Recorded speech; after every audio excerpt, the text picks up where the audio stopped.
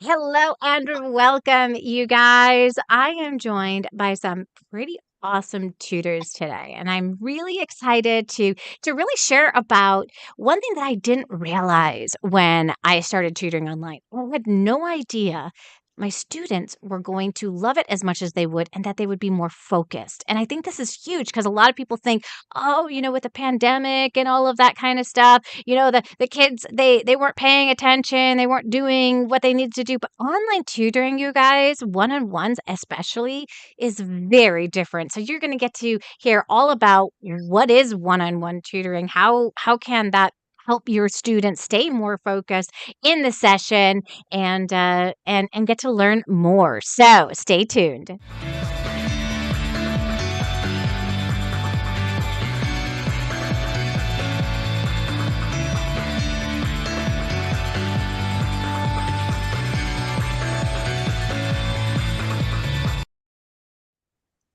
Happy National Panda Day, guys. Did you guys know that pandas had their own national day? I didn't even know. But apparently Google wanted to share that information with me today, so I thought I would share with you guys. Happy National Panda Day. You guys, pandas all over the world, you are appreciated and loved. That's all I got to say. You are as the cute, cuddly animals that you are. Today, I am joined by Robbie Fisher and Kelly Frindle. Thank you guys for joining me so much. Robbie, tell everybody a little bit about who you are and your tutoring business that you have. All right, so I taught math at a local high school for a little over 30 years, and I was an instructional coach. I also taught at the local college. When I retired, I had the pandemic had just began. So I had parents ask for me to tutor, and the kids actually, a couple came to my house, but a couple of them were online. And I realized that over time, that the ones that were online actually seemed to focus more, and our time was used more efficiently. And it was just a real positive thing for me to start talking to people about the two options. Yeah, absolutely. And I always have people who think that, with the pandemic that there's just no way that the kids could be more focused because of what they saw. But I would have to say virtual schooling and one-on-one is just a different tool than what they're used to, Absolutely. right? And so Mhm. sometimes it's just a matter of just not knowing. And I think this is so cool for us to kind of be able to share. We're not sharing it because we think we don't want to work with kids one on one in person. We're sharing it because legit there is something there, guys. I'm not kidding. I noticed it right out of the gate. I was a better teacher. My students were better students, and it was incredible. Kelly, share a little bit about who you are.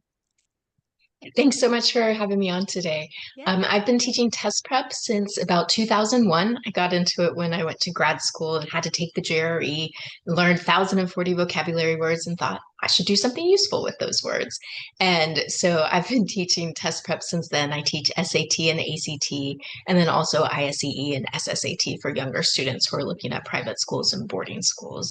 And I had been all in person up until right before the pandemic. And in December of 2019, I decided that I wanted to take my business online and go traveling. And I had really avoided it for a long time because honestly, I was scared of it and didn't want anything to do with it.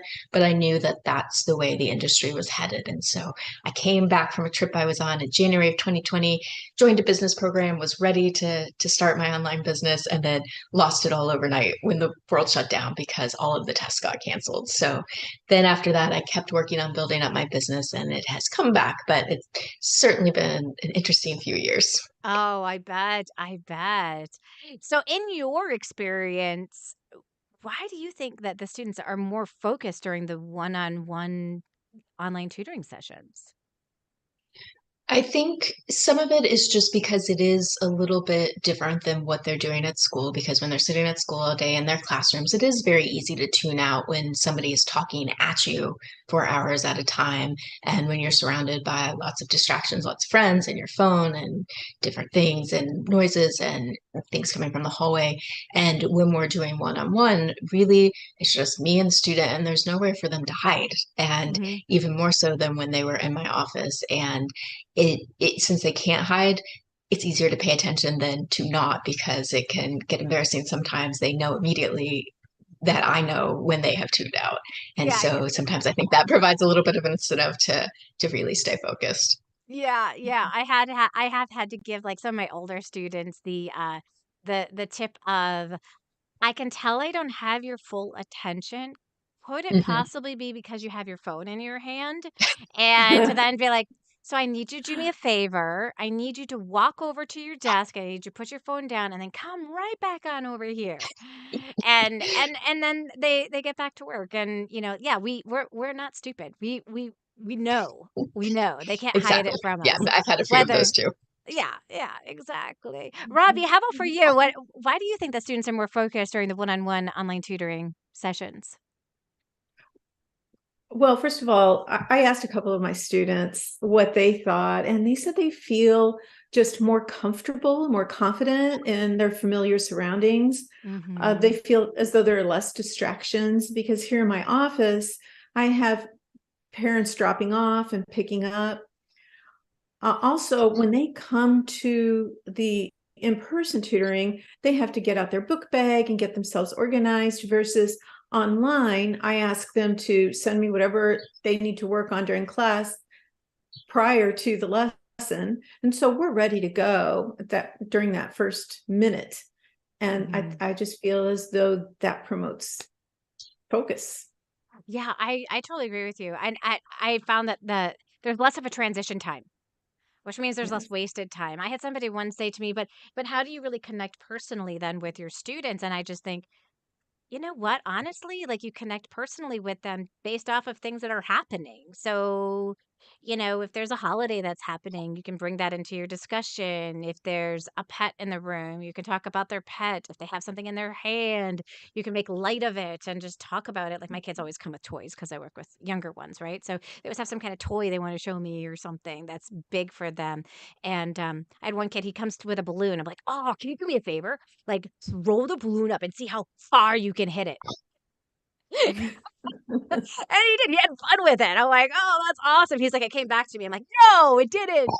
But, like, there's just little things that you could just make fun of and, like, have fun with, right? Like, during the session that it's hard if you're not a human, I guess it would be hard to have, like, those kinds of conversations, but, like, as humans, we just naturally have these kinds of conversations, so it's not like, I find there's less transition time too, so it's like my students, I work back to back to back with them. So I'm able to like get on with one student, finish, and then get on with my next student. And we don't have that transition time. Their transition time's happening in their own home, in their own time, in their own space, 5 minutes before they sit down, right, to the computer. Their mom and dad have already taken care of that, or they've taken care of that themselves. They're ready to go. We don't have that. So we actually get to use our time better than before. What are your thoughts about that? One of the things that I've found too, going back to what you said just a moment ago about being able to connect with the students, is that that was something that I struggled with when I first started online, is because those first 6 months of the pandemic, once my students started coming back, especially my younger students, often they'd be sitting at the dining room table and mom or dad would be nearby out of frame, but I would know they would be there. And I do always spend the first couple of minutes of each session chit-chatting and connecting and asking questions. And to me, that is a really important part of my job and what we're doing together. And we do need that rapport between students. But I felt uncomfortable doing it. I've always done it, but I'd always done it in my office. And now suddenly I had an audience of parents who I know were nearby. And in my head, I was imagining that they were over there going, stop talking and get to work. And I just had to get through that discomfort because I do know that is such an important part of the relationship that I have with Yeah, students. yeah. I actually had a parent who just emailed me. Actually, no, I asked her to write a testimonial, and the one thing that she put in her testimonial was, I love how when my son comes to the session with a toy, he takes a couple of minutes just to talk about that and how important it is to him and has fun with it. And then he puts it away and they get started. So, sometimes we don't realize the parents are noticing it, but not in a get to work kind of scenario. They're recognizing too that that rapport needs to be there for that child to do that work with you. And so, Yeah, I mean, I'm Mhm, not saying like take 15, 20 minutes on doing that kind of stuff, right? Like, Mhm. okay, once mhm. the conversation is done, it's done and move on, right? Like, don't try to extend the conversation longer than it really needs to if it's starting to go off the rails. But like, I'm usually like pulling up the stuff that I need from my student while I'm having that conversation. So Same. it's a really good use of time for me. I'm pulling it on up and just having that conversation. Well, for you, Mhm. Robbie. As far as connecting with the students, yeah, Yeah.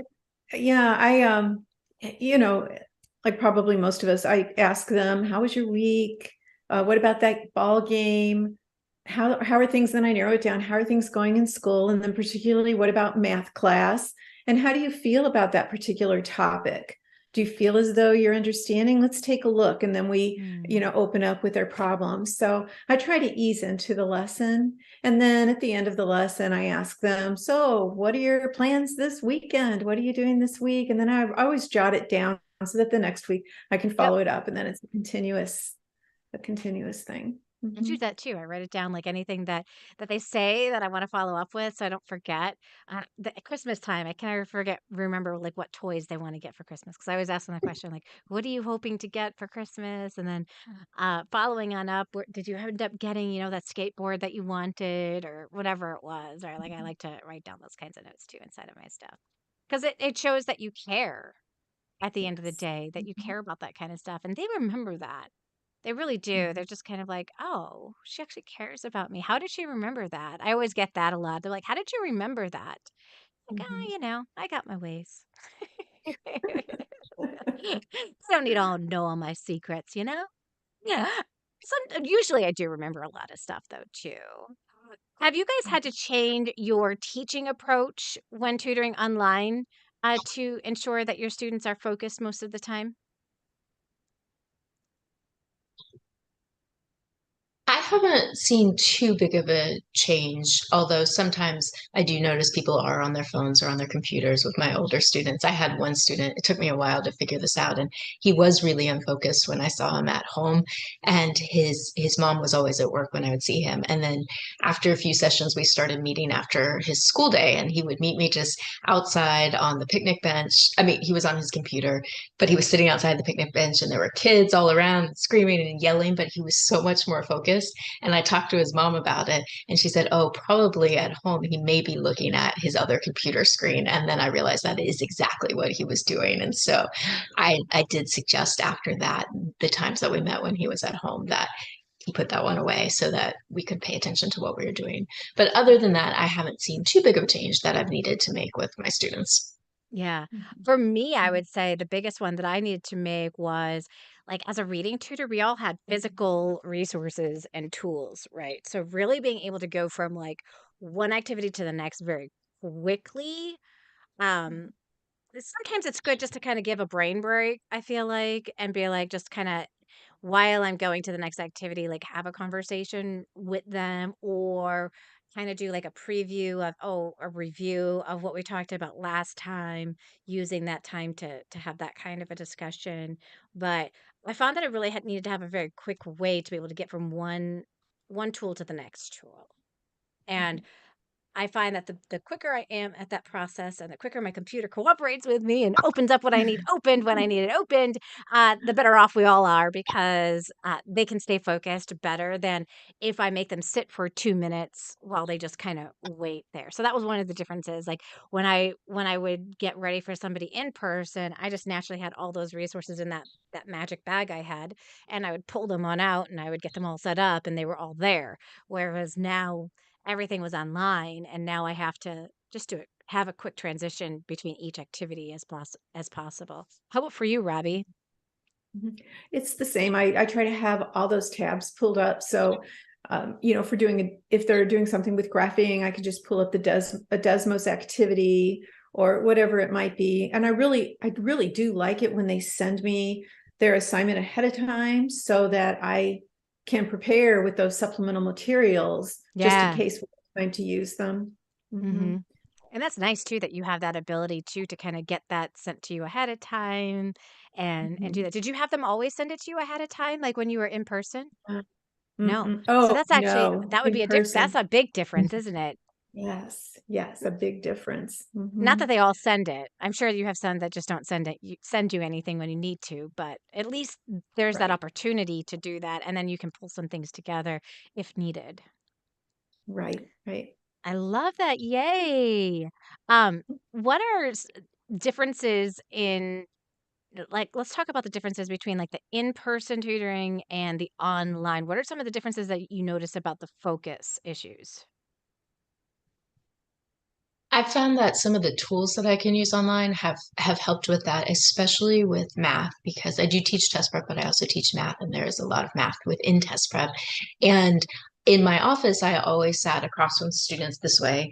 And so they had their book in front of them. I had my book in front of me. And whenever I need to show them something, I became very adept. I can write upside down and backwards, but it's challenging to do it. And so I try to write something to show the students how to do it. And I love now, I just pull up the whiteboard and I may pull up a PDF depending on what we're doing, or pull up the whiteboard and I can just write what I'm doing. I have a nice stylus on my computer and a touch screen, and the students can share back in that same way. And it's so easy. And when we're doing reading passages as well, we can underline, we can highlight things. And when they're working on essays, we can pull it up in Google Docs and I can see what they're writing instead of letting them go for 25 minutes and then going over it. We can go paragraph by paragraph and change things. And I find it makes me more efficient and it helps them stay focused as well because it's just easier and it's better. Yeah. Yeah, I would always Mhm. like when I was reading with my students, because I'm a reading tutor, I would always like follow along with my finger, like underneath, we'd be able to use the finger. Now I just have my mouse, right, to be able to do that same thing. But like you said, I can write on all of those books and resources that I'm using because they're all online. Never in a million years would I have done that with an actual book. Like written Mhm. all over the book. We can highlight, we can write, we could do so many different things. And it's not like I have to buy now a brand new book in order to use that book with another student. I think that is really game changing when it comes to especially specifically the reading world of things. I mean, I can break words up into syllables for these kiddos. I don't have to cover it up with my finger and then have them read that part and then cover up the other part. I can actually split it like they would do if they were reading the word and they can see how to split it. And I think that is pretty huge. How about for you, Robbie, with the math that you do? Well, I do a lot of middle school and high school, a couple college students. Regardless, calculator use is just a big thing, a big part of what I do. So I can pull up a calculator and I can write on that calculator. I Yeah. can make changes on that calculator so that they can see and compare when we change this particular number, or what does that do to that graph, and make connections, that kind of thing. Wow. So yeah, it's very exciting. It Mhm. is. I know. And honestly, I feel like technology is catching up with us because they know that we're doing this and that this is something that we need and I love it. Do either of you guys do group tutoring? I do not. I've been considering it, but at the moment I'm still one on one. Yeah. I'm not a big fan of the group tutoring for what I do because I'm a reading specialist and I work with kids one on one, like specifically working at their levels. I know how I could do group classes, but again, I do prefer the one-on-one. How about you, Robbie? I have a couple just groups of two that I Okay. do, and that's nice because they can bounce ideas off of each other. Last year, there was a school, it's about 70 miles from my home, and they had a math teacher leave in the middle of the year. It was sixth, seventh, and eighth grade. The principal asked if I would step in and teach online. So that was really interesting and exciting. Yeah. I emailed when I knew that we were meeting today. I emailed that principal and asked her what her thoughts were, and she thought it was very effective. She felt as though the kids were very focused. But now these were very small classes. The largest class only had 7 students in it, Sure. but it worked out great. I mean, I would call on a student to tell me the steps.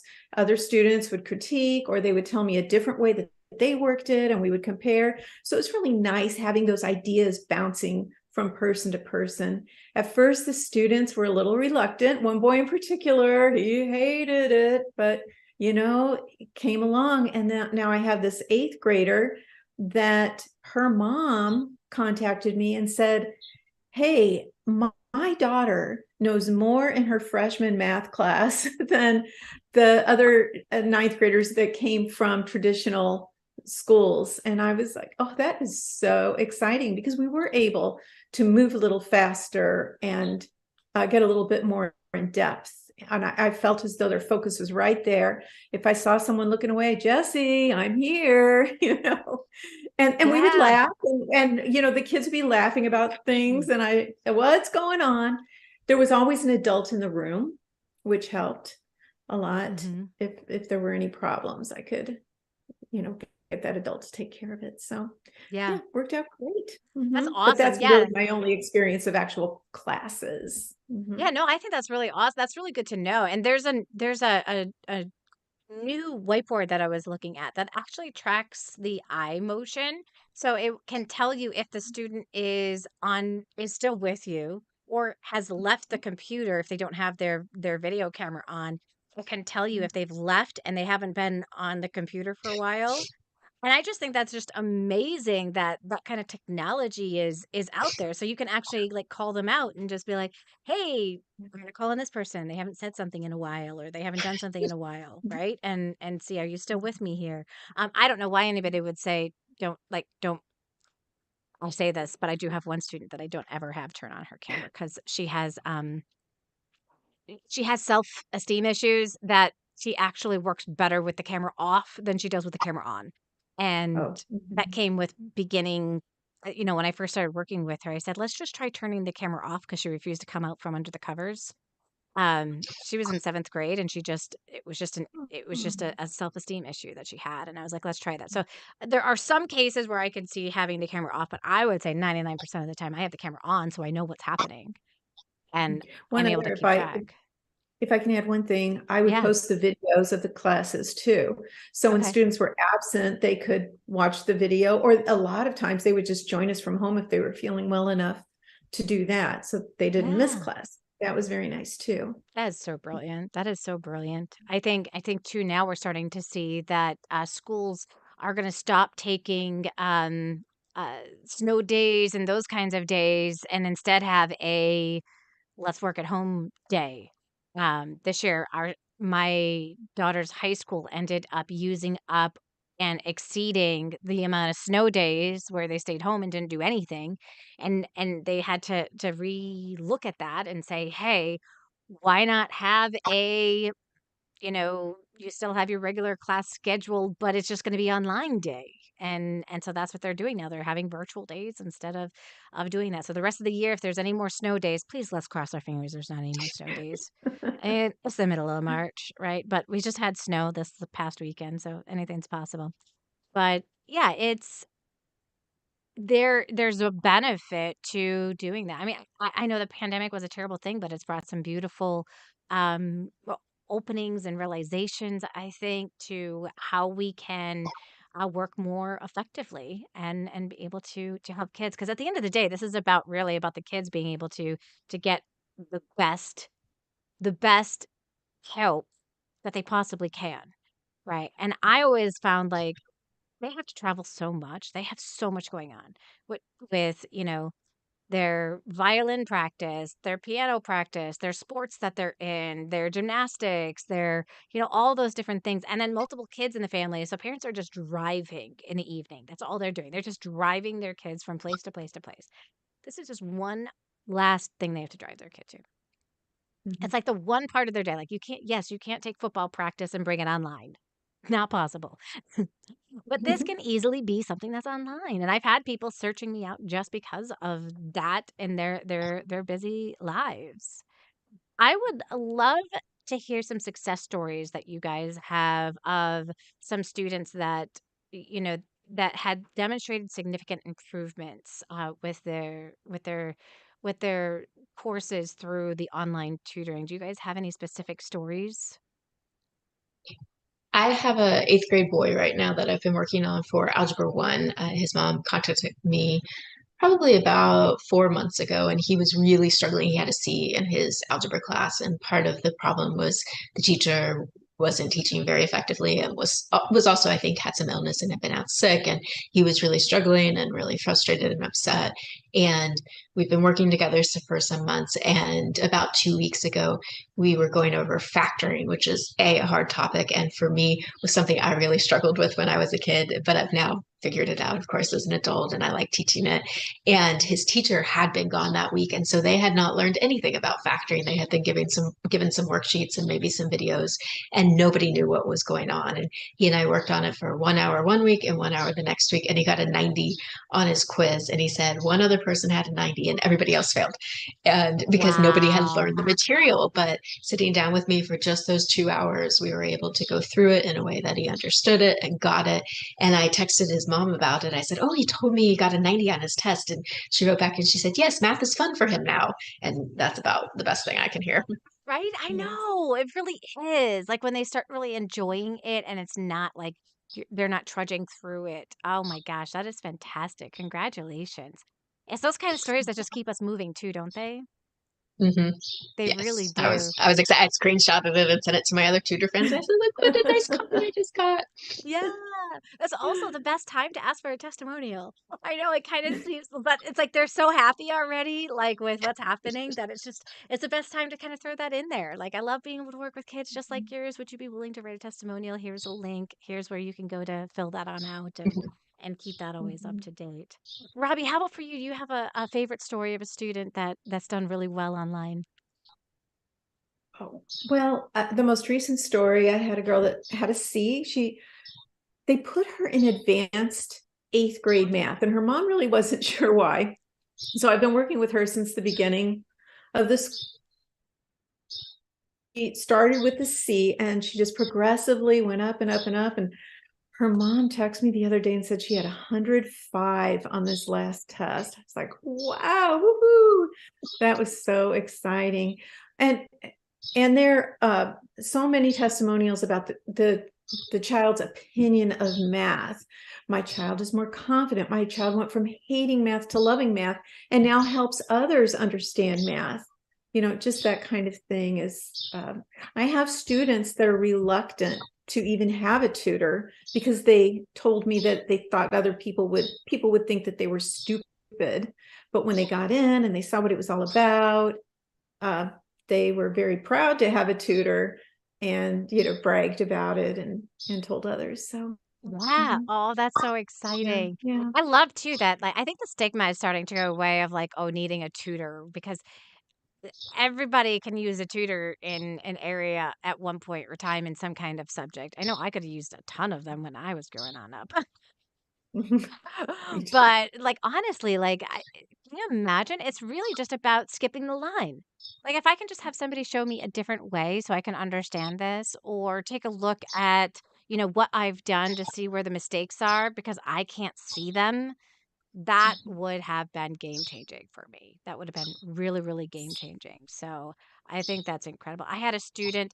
I have lots of students who they start off reading really, really slow, and by the time they're done with me, they're reading exactly at the pace that they should be reading at or faster, and understanding, and their fluency is going up and down, and sounds like they're actually talking to people versus sounding like a robot, and um, it's amazing. I always have people be like, "How do you teach reading online?" I'm like, honestly, I don't know how I would teach it any other way anymore. Like I've gotten so used to just teaching online that even if I had a student who came to me in person, we'd still be doing a lot of the stuff that I do online. Like I'm able to use tools like Immersive Reader that will change the background color so they're not having to look at white.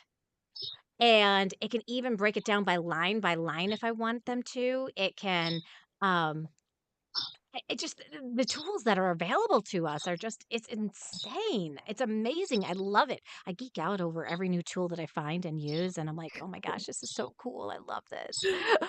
Yeah. Oh. So, if you have a student who wasn't focusing during your online tutoring session, what are some things that you have had to do or would do in that situation?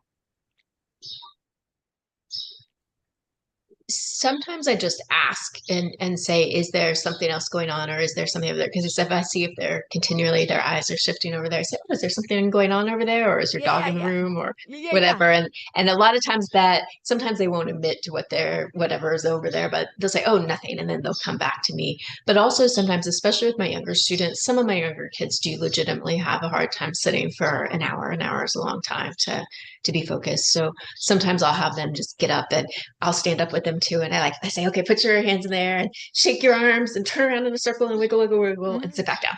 Hmm. And sometimes just that little break breaks up things enough that then they can sit down and focus for the rest of the time. And I always tell them too, if you need to stand up and take a break, you're always free to tell me. I will never be offended about that Yeah. because I never am. And so not very many of them take me up on it, but occasionally I do have kids say, "Oh, I need to take a break, or I need to stand up, or I need to stretch." And I say, "Okay," and I stretch with them.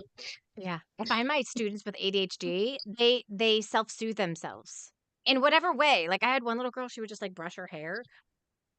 I swear to God, I was like, oh my God, her hair must be like so stinking smooth right now because she's been brushing her hair for an hour, right? Like she just sat there brushing her hair the entire time. And it was the most focus I've had out of her ever.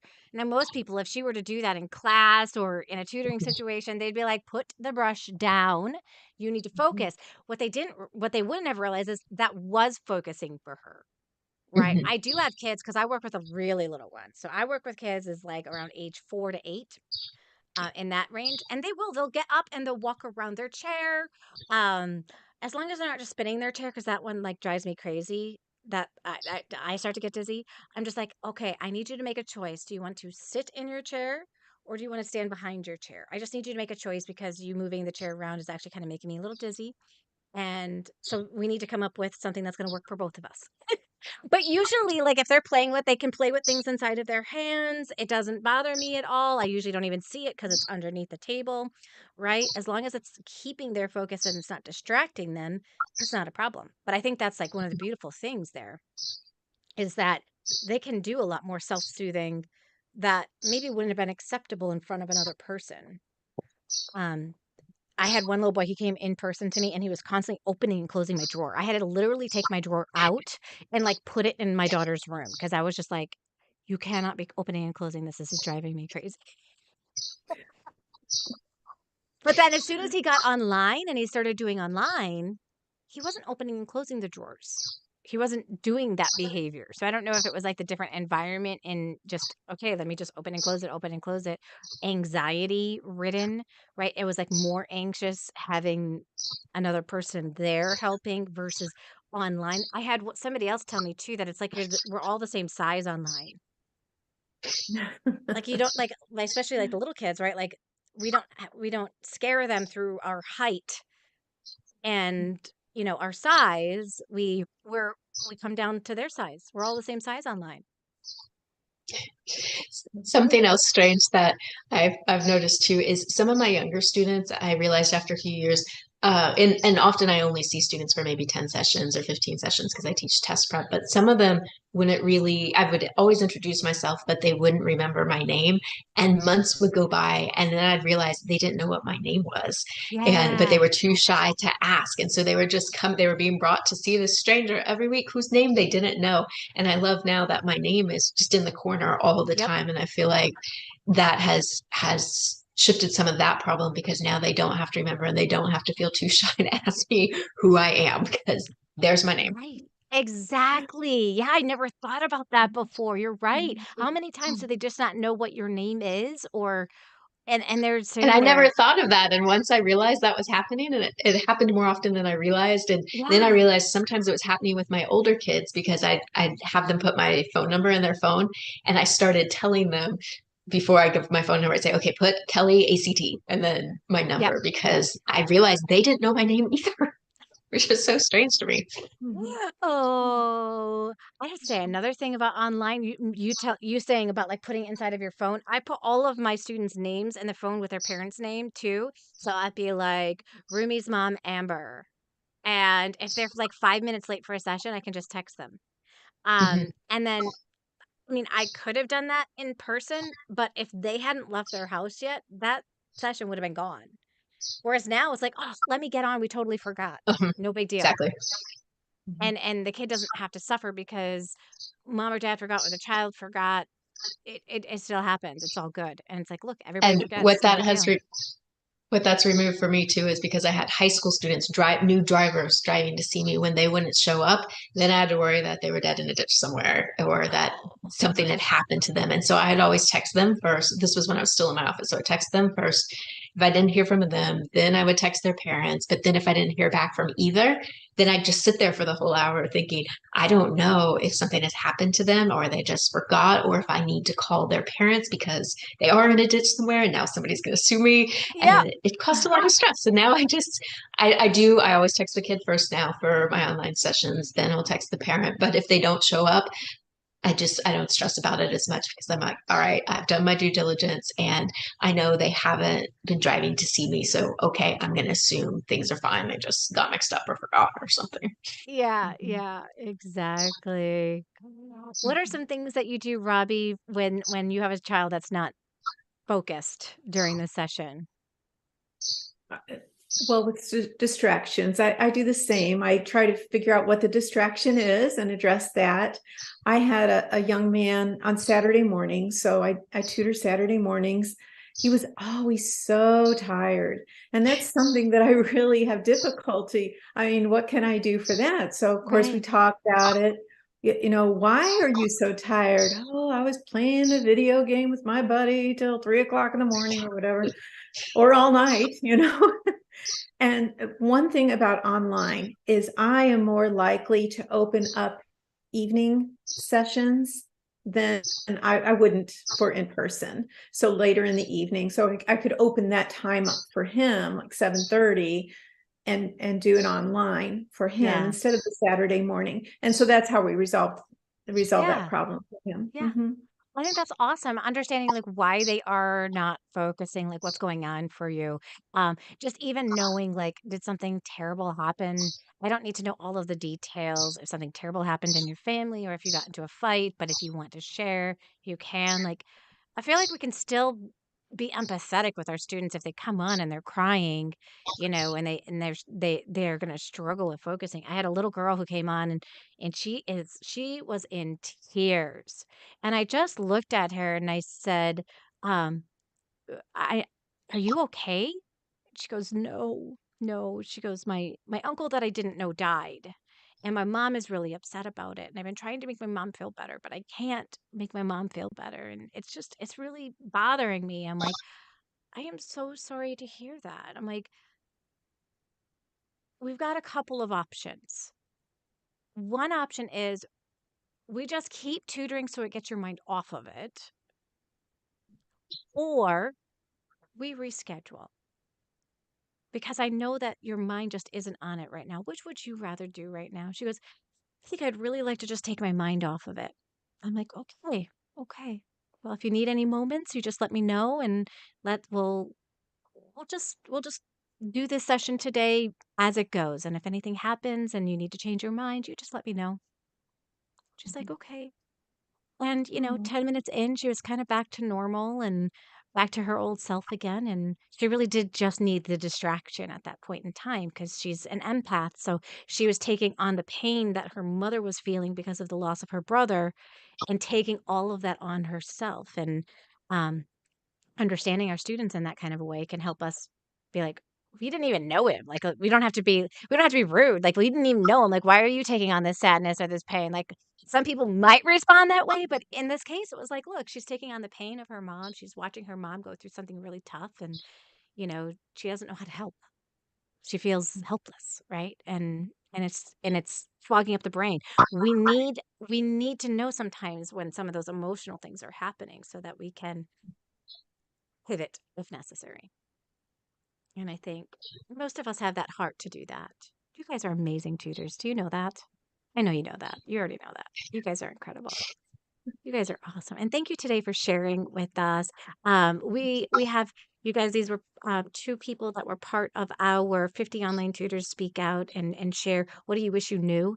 And this is one of the things that they had mentioned. They wish they knew that like these kids would actually be more focused when they were having a session online because I think a lot of us would have moved over to online a lot faster knowing that Also, just how much easier it is for everybody, the parents, the tutor, and just it, oh my gosh, it's just incredible. I love it. So thank you guys for joining us, and thank Robbie and Kelly for joining us and sharing your thoughts on your tutoring. And we're going to be adding this video right on into that blog post. So if you haven't had a chance to check it on out, go to onlinetutorcoach.com and go to blog, and you'll be able to find that post there so that you can check out what are some other things that you that online tutors wish that they knew before they got started. So thanks for joining us, everyone, and enjoy the rest of your day. Bye, everyone. Bye. Bye.